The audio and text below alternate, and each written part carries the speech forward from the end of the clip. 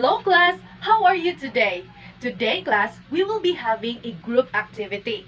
Your activity is to draw something that represents your group. And now, you can proceed to your group mates.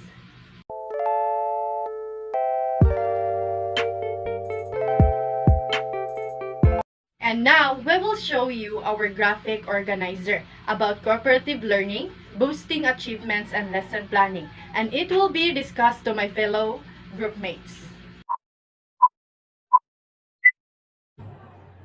Cooperative learning by Kagan. Students need to know how to cooperate if they are to thrive in the job world. When students use paraphrase passport means reading, listening, and speaking activity used to increase comprehension. Paraphrase passport provides a structure for reading, processing, and restating written text. They learn to listen well and they develop their empathy skills. When students do a team statement, defines that a team mission statement is a brief statement that describes a team's reason for existing, often explained in the context of the larger organization. In most cases, the team members work together to establish a common purpose and goal for their work together. They learn how to synthesize divergent ideas into a meaningful whole and how to resolve conflicts. When students do logic lineups, it includes reproducible problems and cards for teams, pairs, or individual activities. Build students' deductive thinking skills, spatial vocabulary, spatial reasoning, and teamwork skills. They engage and develop a specific thinking skill in the right hemisphere of their brains.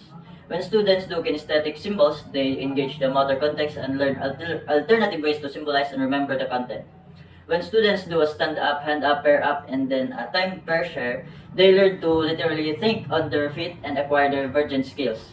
Listening with respect and different points of view. The more ways we teach, the more learning opportunities we afford our students. Cooperative learning is a teaching arrangement that refers to small heterogeneous group of students working together to achieve a common goal. Students encourage and support each other, assume responsibility for their own and each other's learning, employ group-related social skills, and evaluate the group's progress.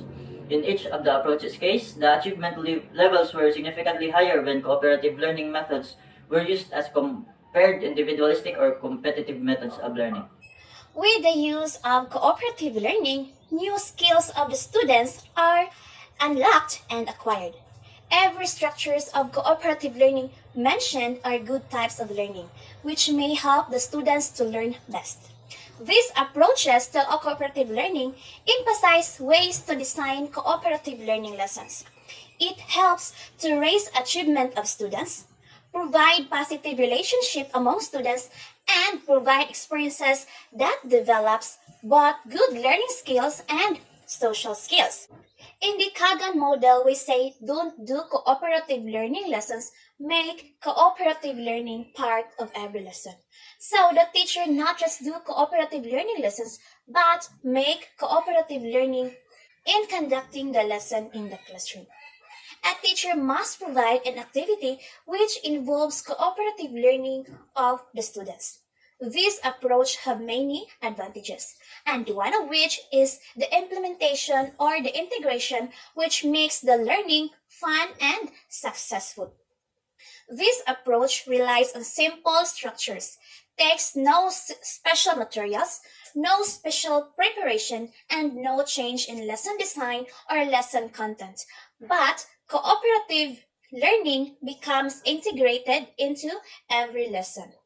Furthermore, the Kagan approach or the cooperative learning is an integrated approach. The structures are used as a part of every lesson. So, the students are actively engaged much more of the time, multiplying the benefits of cooperative learning.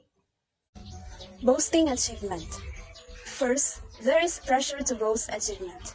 How does cooperative learning align with direct instruction and the need to boast test scores? There are two false assumptions embedded in this question.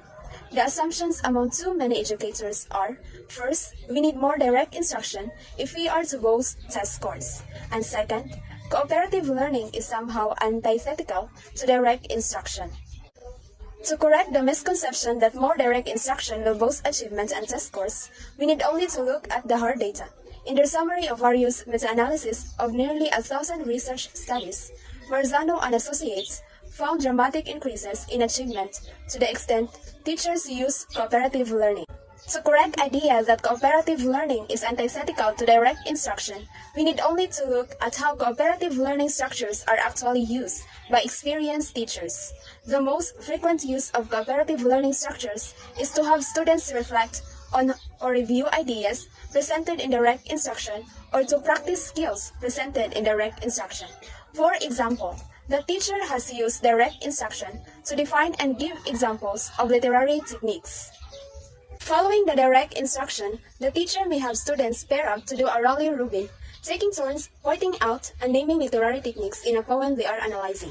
Or the teacher may use Sage and Scribe or one of the other mastery structures to have students coach each other as they recognize or produce literary techniques.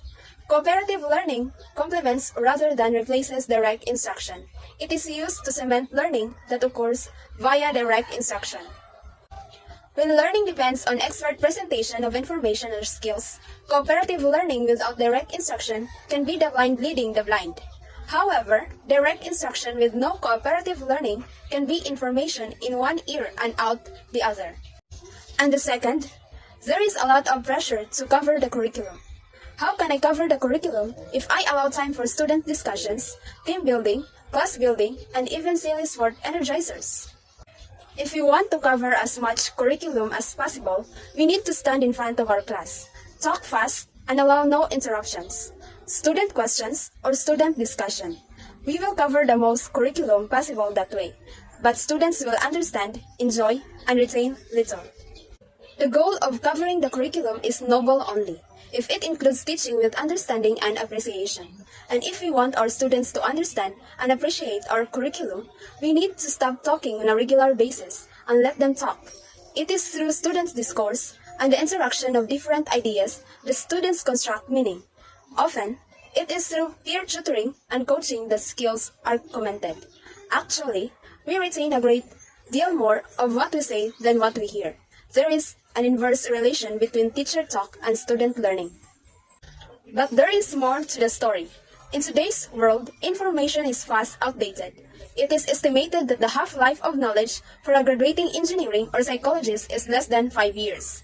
There is half the information they acquire in school will be outdated within 5 years. The implication of this is profound.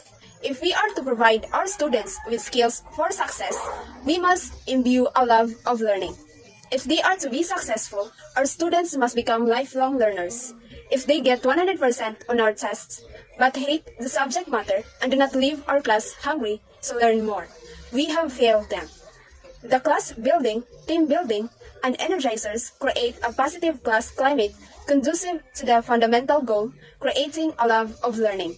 The energizers serve another function. Have you ever been in a lecture and found your mind wandering while the presenter kept talking? We can only take in so much before we need to process what has been said. We can only sit so long before we become exhausted from inhibiting our impulses to move. By inclusion of frequent processing time, brain breaks, and energizers, a good teacher keeps the energy in the room high and minds focused. What is better? First, presenting the curriculum 100% of the time with little student energy and enthusiasm and their minds half focused? Or second, presenting the curriculum 80% of the time with high student energy and focus alertness? Retention for content, as well as love for learning, is increased by team building, class building, frequent brain breaks, and energizers. In our school, we can only use innovations with a scientific research base. Does cooperative learning has a scientific research base? Yes, cooperative learning has perhaps the strongest empirical research base of any educational innovation. Over 1,000 studies demonstrate the positive effects of cooperative learning on academic achievement, social and emotional development, cognitive development, liking for school and class, as well as a host of other positive outcomes. Cooperative learning is a teaching strategy that has been intensively researched in the past decades. Meta-analysis revealed positive effects of cooperative learning on a student's academic achievements. Lesson planning. Before digging into the questions that we need to consider on making a lesson plan, we should know first what is a lesson plan. I know for past years we always do encounter this word, so allow me to let you remember that lesson planning is a teacher's daily guide for what students need to learn, how it will be taught, and how learning will be measured. Lesson plans help teachers to be more effective in the classroom by providing a detailed outline to follow each class period. In short, this is our blueprint or the teacher's Bible. Now, before deciding on what we will do in our lesson discussion or before making a lesson plan, we should first ask ourselves these three questions before formulating an effective lesson plan. First question: does preparation of cooperative learning lessons take too long? Let us consider this idea. If I have to plan complex cooperative lessons, I will have to spend my days teaching and my nights planning. As a future educator, perhaps we already know that cooperative learning is one of the famous teaching strategy, for we are likely hitting two birds on one stone. Because as we develop their emotional intelligence or emotional quotient, or otherwise known as EQ, we are also making our learning environment more fun and engaging. So, as a future educator, we should think what kinds of cooperative learning we will be using, how long it may take, can students really learn from the activity I am planning, or can cooperative learning help me to attain my objectives easier? These are some of the many questions or perhaps ideas and thoughts we need to consider on deciding what kind of cooperative learning we will be applying in teaching. Especially that we are dealing with kids which has a shorter attention span and a 40-minute allocated time for each subject, so we must be wise enough in making our activities. Second question we need to consider: where does cooperative learning fit into my lesson plan? So if we are thinking on what activity is applicable in our lesson plan, we should also consider in what area or part of our lesson discussion it would perfectly fit. For example, if we are teaching or enhancing their communicative skills, and so group activities would be a perfect strategy for that. Now, in every end of our lesson, we are having a test or an examination to assess what they have acquired or learned in our lesson. And this was an individual activity. And so we will be having an individual activity. What I am trying to deliver here is that cooperative learning is not an activity in which we are using it into our entire lesson. We should think first on what topics it would fit the best. Now, the third and last question we need to consider: how often should I use cooperative learning? Since we know that cooperative learning was proven to be an effective strategy, but not a perfect one, so we must limit ourselves, or we should think and try other teaching strategies that will answer the needs of our diverse students. We should think and consider that our students have different capabilities and different learning styles. Some may comfortable learning with others and some may not. Some may love to listen music while studying, and some may love to be with nature. Multiple intelligence is present, and so we need to put this in mind, and we should never close our minds on one strategy. Hence, we should be open to another styles on how we could present our discussion effectively. We need to develop not only the EQ of our students or the effectiveness of how they communicate and deal with others, but also their IQ, letting them to be what they need to become. And that was the three questions at a glance that we need to consider before planning our lesson plan. I hope you've learned something from that. Until next time, bye bye!